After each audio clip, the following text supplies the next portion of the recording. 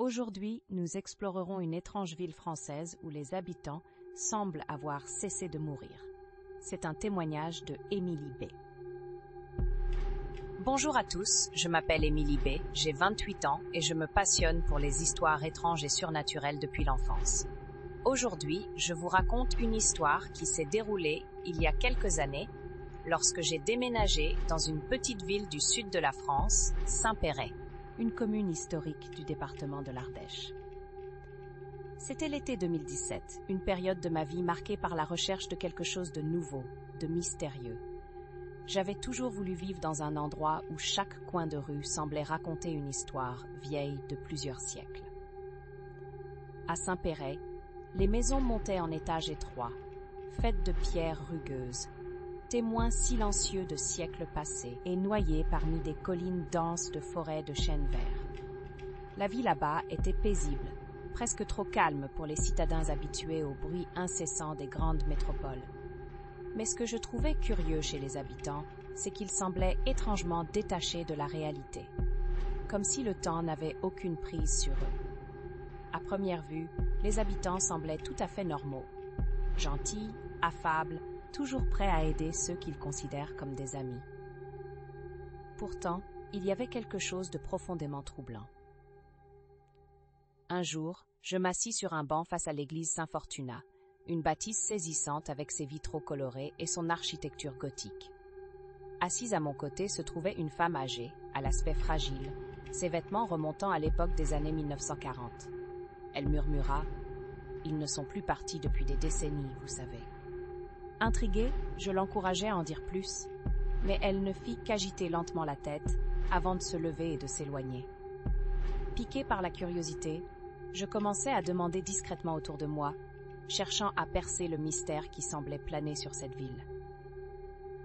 C'est au café du coin qu'un serveur, d'une discrétion toute calculée, me confia que les gens d'ici n'étaient pas comme les autres, qu'ils ne faisaient qu'exister. Impossible à détacher du tissu, même de cette terre qui les tenait captifs.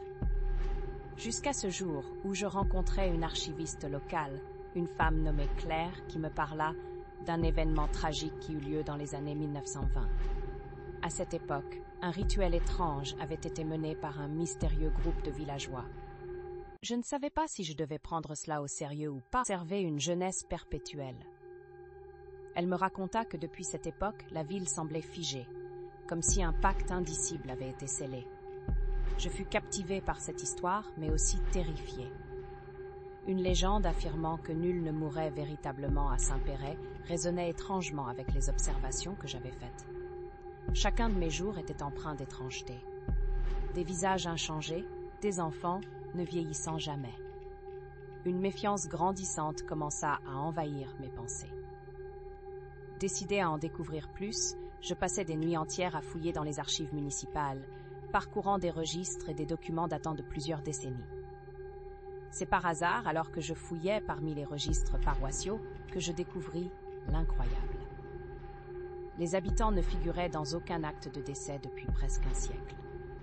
Comme si la mort avait tout bonnement omis d'inscrire ses victimes en cette ville. Poussée par un besoin viscéral de comprendre, je retournai voir Claire. Elle me conduisit à travers des chemins sinueux jusqu'à une vieille grange à la lisière de la ville, un endroit que les habitants semblaient éviter comme la peste. « C'est ici que cela s'est produit », dit-elle d'une voix blanche. À l'intérieur, des symboles étranges, presque effacés par le temps, ornaient les murs. L'atmosphère était lourde, oppressante. Une noce funéraire invisible semblait hanter cet espace, me pressant de sortir. Nous savions au fond que nous nous trouvions à la source du mystère. Claire, avec un regard grave, murmura « Peut-être n'est-ce pas qu'un simple conte. Peut-être que les habitants sont les gardiens de ce secret, qu'ils sont liés à cette terre contre leur gré. » Mon aventure à Saint-Péray s'acheva brusquement peu après, un événement qui catalysa mon départ précipité. Une nuit, lors d'une violente tempête, quelque chose d'inexplicable se produisit. Dans les hurlements du vent, j'entendis des voix, comme un chant lointain tourmenté. Quand la tempête s'apaisa, je trouvai des pierres déplacées et les marques rituelles réémerger, comme si la forêt tout entière avait sifflé son avertissement.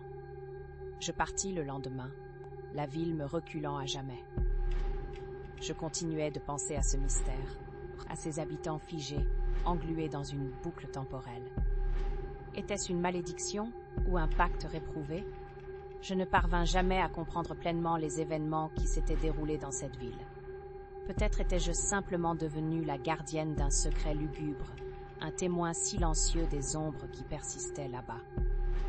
Ainsi s'achève mon histoire, une réflexion sur le temps. La mort est le prix payé pour l'immortalité et un dieu de Saint-Péréa. Une veille et John Marple.